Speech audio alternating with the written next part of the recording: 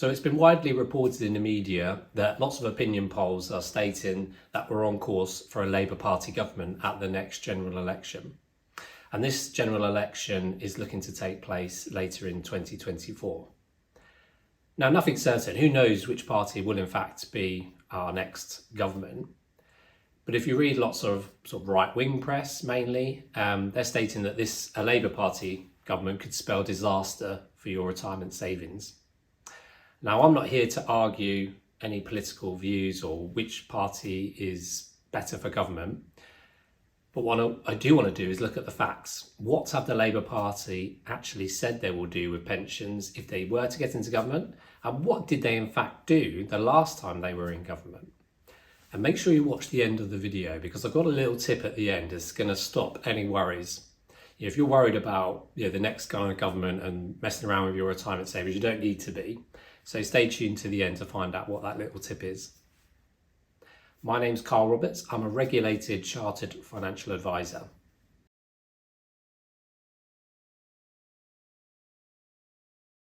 So let's look at what's been said by the Labour Party. Now, as with most politicians, there's generally a lot of headlines and sound bites, but a lot of the detail is lacking whenever they talk about what they plan to do with policies and things.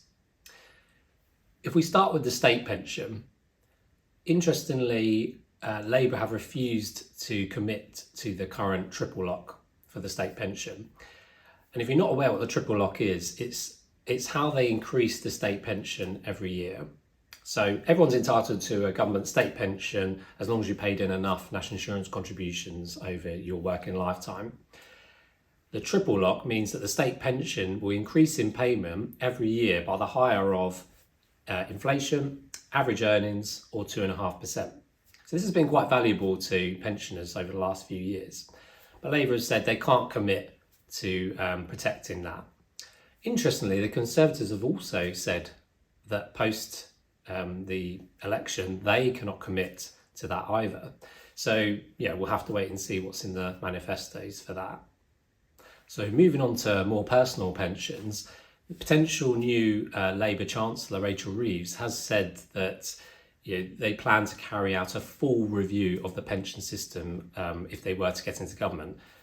I expect to hear this statement a lot in the coming months. As you'd imagine, any new government is going to want to review everything before they decide to announce any changes. It gives them a bit of a get out of jail free card for a while, where they don't have to actually announce anything because they can just say they're reviewing things because it's all new to them. But what she has said is that she believes she wants to get far more investment from pension funds into the UK economy, into UK business, particularly sort of smaller business, helping them to grow. And also to get rid of the number of defined contribution schemes that are out there, perhaps combining them into some form of super schemes.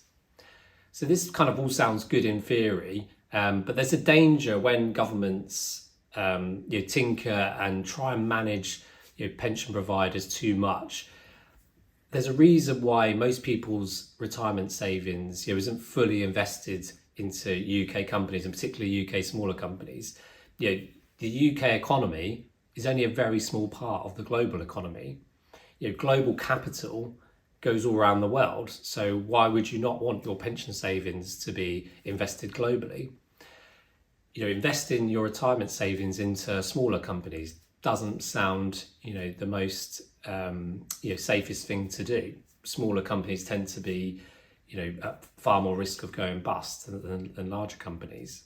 So we'll wait to see what happens there. Interestingly though, the Conservatives have also said they're looking to do something similar. So there's not a lot of difference between the two parties in this area. The big announcement from Labour was that they plan to reinstate the pension lifetime allowance if they were to get into government. So the pension lifetime allowance is a limit on what you can actually save into pensions tax-free. The Conservatives removed the tax charge on this in April 2023, and in April 2024 they say that they will abolish the lifetime allowance completely. Now, there appear to be plans to have something taking its place, and there is a limit on how much tax-free cash you can withdraw from your pension. So we'll wait to see what the Conservatives announce there. But Labour have said they will reinstate the lifetime allowance charge.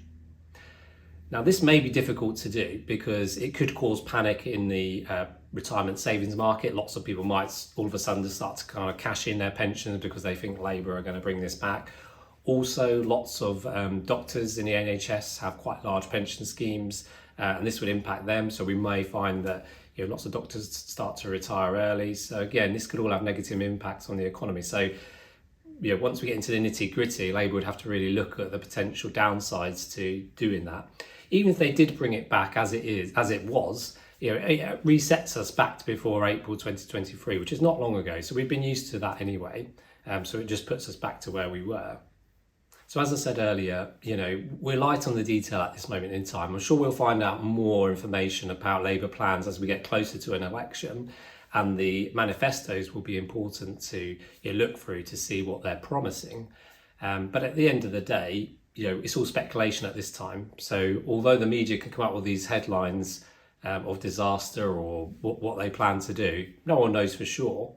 These things will take time to implement. So we don't want to be making any rash decisions just based on rumours and announcements.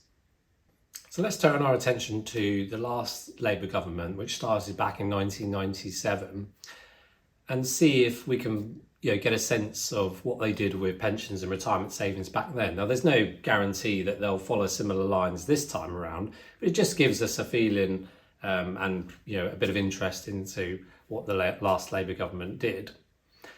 So in terms of sort of state pensions, Labour did bring in a minimum income guarantee, which later was replaced by pension credit.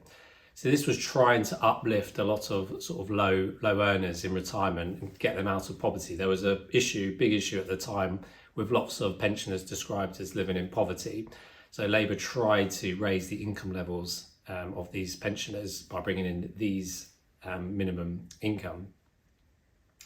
In terms of personal pensions, in 2001 we had the launch of the Stakeholder Pension, which many of you probably have had a stakeholder pension at some point in time in your working life.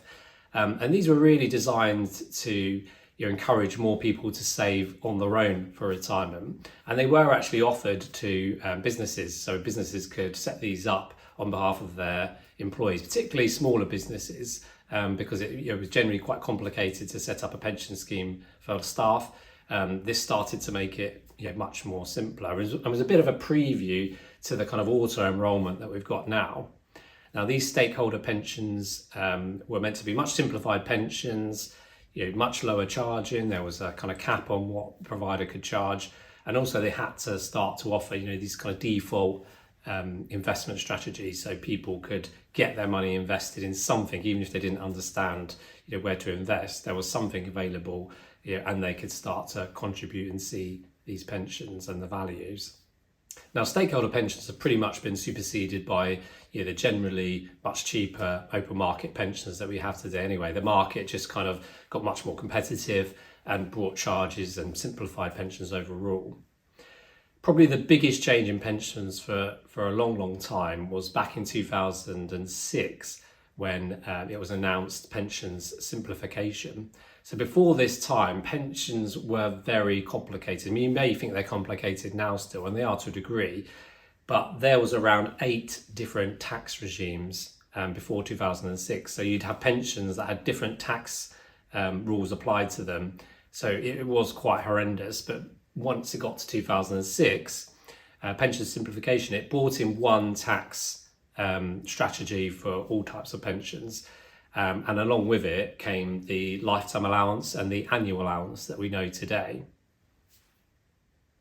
Now, the annual allowance, the amount you can actually contribute to a pension each year, receiving tax relief, actually started at 225,000 back in 2007, and the lifetime allowance was 1.5 million, rising to 1.8 million by 2010. Much higher than today's levels. And in fact, it was the coalition government and then the Conservatives who have reduced these allowances to much lower levels. Now, many of you, if you're employed today, working for a company, you'll probably find you've been auto-enrolled into the workplace pension scheme. So auto-enrollment has generally been considered a success, getting far more people saving into pensions and saving for their retirement. Now, the auto-enrolment, although it actually launched properly through the coalition government and Conservative governments, it was actually put in place and fought through by the last Labour government, and the legislation for it came out in the Pensions Act 2008. So I think overall, both the Conservatives, Labour, Liberals, they've all done good and bad things with retirement savings. They all have their positives and negatives. And I think there's actually more synergy than we realise, because a lot of reform in pensions it takes a long time. It has to be really thought through, because things that come in place, particularly if we look at the state pension, we've had years where that state pension has been rising gradually for people. Reforms in the pension system tend to go through different governments anyway. So, whether it's a Labour or Conservatives at the next election, they're probably going to be tinkering around the edges. But in fact, it's not necessarily the tax features you need to worry about with pensions. The biggest factor is the underlying investment strategy. That's what's going to ultimately drive your returns. There's no point making all these kind of tax savings if you've got a rubbish investment strategy with your pensions. And the beauty of relying on your investment strategy to drive everything is that global stock markets, the great businesses of the world, they do not care about your politics. As you can see here, over the long term, it doesn't matter who's in government. The stock market just churns on and on and on. Yes, there's dips and crashes like there always will be, and that could be through a Conservative government or a Labour government, but generally the trend is always upwards.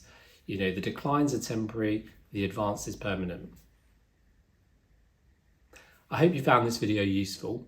Please don't forget to subscribe to the channel so you'll get notifications of all the new videos dropping soon.